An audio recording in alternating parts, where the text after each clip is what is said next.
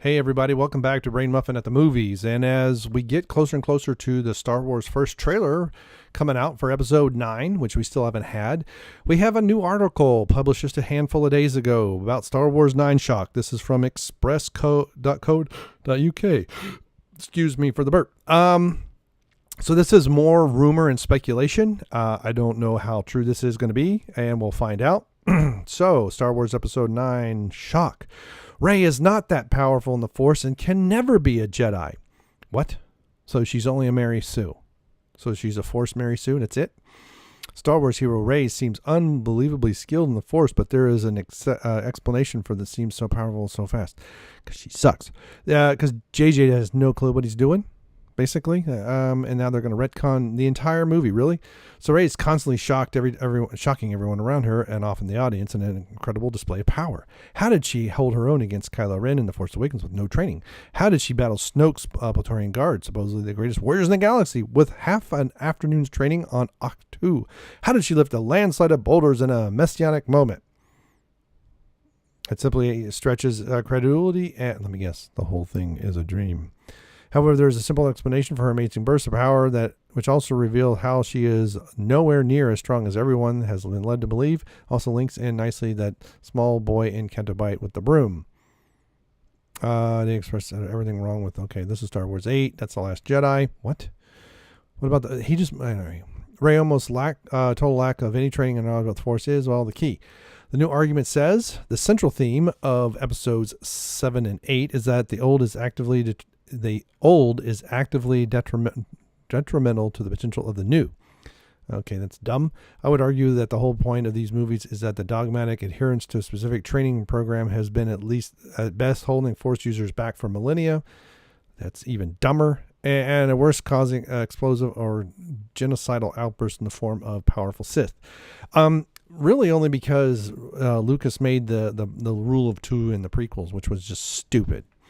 But disciplinary actions. So let's just pause for a moment. So if someone is just learning, let's say karate or any martial art, but just let's say karate, you can have a good burst of speed. Let's say they're in good physical shape, but you're not going to have control. And someone with control is going to be able to easily deflect. Okay, they're going to be able to contain you, and they're going to be able to defeat you. So this is bull-aloney. And now this ends up being true. This is one of the dumbest theories I've heard yet. I can understand someone's raw power, and they wouldn't be able to control it. So let's say Rey's fighting Kylo, and she's sending Force lightning in all directions. I can see that kind of thing where the Force is moving through her in a non-controlled, non-focused way. And so all the Force lightning is actually less powerful, but there's more of it, and it's going all different directions. Then the absolute skill she displays once she rolls her eyes, says the Force, and suddenly downloads it. And the way she's twirling the lightsaber, everything else, she is fighting like she has training. So, but let's keep going. Let's see if this somehow swerves into an idea. This so far is Luke has been banging on that the old Jedi ways need to end, and even Yoda admits as much because the Force ghost Yoda. This is where the Last Jedi, there's parts of the Last Jedi that I actually like, and one of the scenes where he's talking to Rey about how the Jedi, basically blinded by their hubris, allowed Palpatine into power, Sidious to arise. I get that, but that's about it. And that's because they had become too powerful, not their adherence to a dogma, but that they had become too powerful. Church, same thing. When the church had the, let's say same or very similar dogma was outlawed or kind of looked upon, wasn't part of the Roman Empire. Maybe Christians were hunted down from time to time. The religion spread very purely and rather quickly because it was suppressed. And then when it became part of the government, part of the establishment, if you will, is when it became corrupted, because that's when it gained power. So I could see that in the Jedi Order, and the Jedi should not be about power, and that's part of their downfall in the prequels, but that has nothing to do with the discipline of how to use the Force to its full extent, because that's how you focus and become even more powerful. So far this is dumb. Reddit user Brent Worthington explains, Ben and Luke are both aware of the legacy of the Force. Luke had formal training from Yoda in stories of the Clone Wars. Ben had formal training from Luke and okay, this has been Solo, and stories of the rebellion and empire, grew up in the environment they taught him. This is what the Force is how you learn it. Both were subject to restrictive philosophies of the old order.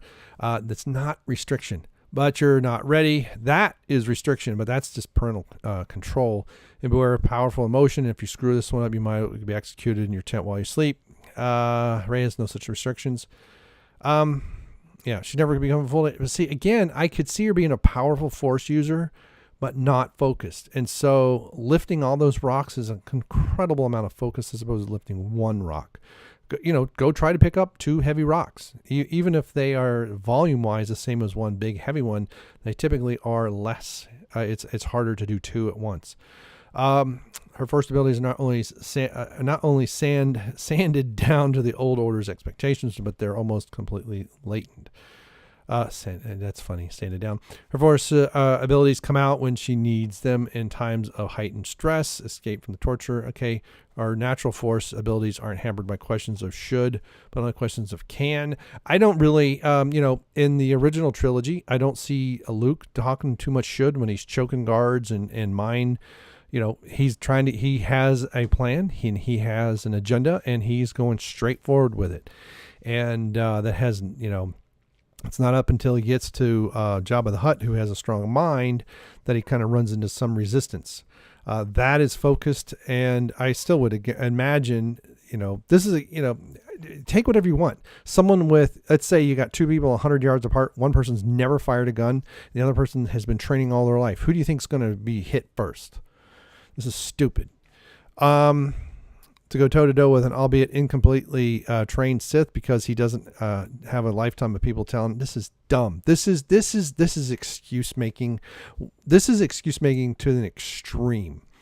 The argument tends that Rey isn't necessarily that strong. She's simply open enough for a pure vessel for the Force. Again, okay, if she was just wildly swinging the whole time and got some lucky strikes and then the chasm opens up, but she started to beat the living crap out of him. When she was wildly swinging, Kylo deflected very well. And then when she almost loses, I can see that. But again, she concentrates, and then suddenly she has the abilities of a well-trained lightsaber fighter, we'll say. This seems to explain how she can submerge herself in the dark side pool on Ahch-To or face Snoke and not be swayed towards the dark. That I didn't buy that at all. The dark side pool, that was really lame. She has no side, light or dark. That's baloney. She's open to, and because she talks about turning Kylo away from the dark, so she has to be light. This is what Snoke, as opposed to, hey, Kylo, be more balanced, apparently more emotionally conflicted in a pure vessel. The order that now mean the fall of the Order of Jedi now means that the raw Force users are starting to appear across the galaxy. That's bullshit. Okay, we already had some latent Force users in the prequels, and we also had in Rogue One people that were sensitive to the Force but weren't necessarily Jedi. I am the Force. The Force is in me. That makes absolutely no sense. That makes absolutely no sense whatsoever. I would agree. Granted, she's written like a Mary Sue, as none of this has been remotely explained, but Johnson really opened up the possibilities. Yeah, but that's different. This is a well-trained person who can use both sides and not be tempted. So let's see more on any level. Yeah, I'm going to vote that one up because that's right. And you get a down vote. Yeah, of all of the theories, this is one of the dumbest I've heard yet. And it's just apologists. Basically, I think this is in part why we haven't gotten a trailer, because they need these kinds of articles to go out as test balloons. This is what Clinton used to do in the 90s. And anytime they were going to announce something, they would go all kinds of trial balloons. And if it really faltered, especially with their base, it never came out. If it kind of people, or when they come out with something, so they basically put a lead balloon out, a test balloon that was out that was more absurd than what the absurdity they wanted to do. And then the absurdity when it came out, it wasn't as absurd as the other one, and so it seemed more normal.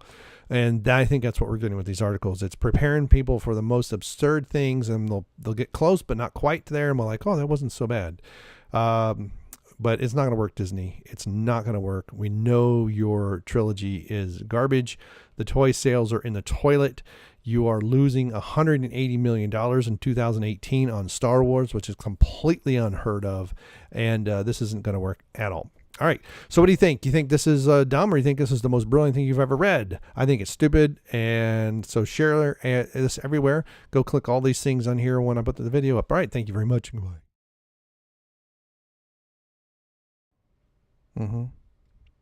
3, 2, and 1. Is this going to be large enough? Yeah. Looks like it may work. This would be interesting. So this is fairly new. All right. Let's go.